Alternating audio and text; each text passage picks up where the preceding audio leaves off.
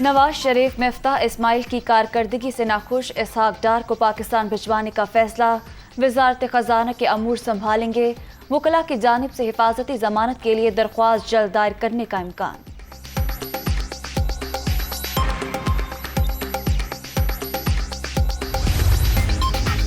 Canadian parliament میں پاکستانی اداروں سے متعلق عرض سرائے خواجہ آصف کا قومی اسمبلی میں شدید رد عمل۔ ہر ملک کی پارلیمان کا احترام کرتے ہیں، ہمارے اداروں کے سربراہان کو نشانہ بنایا جائے گا تو رد عمل بھی آئے گا، وزیر دفاع کا اظہار خیال۔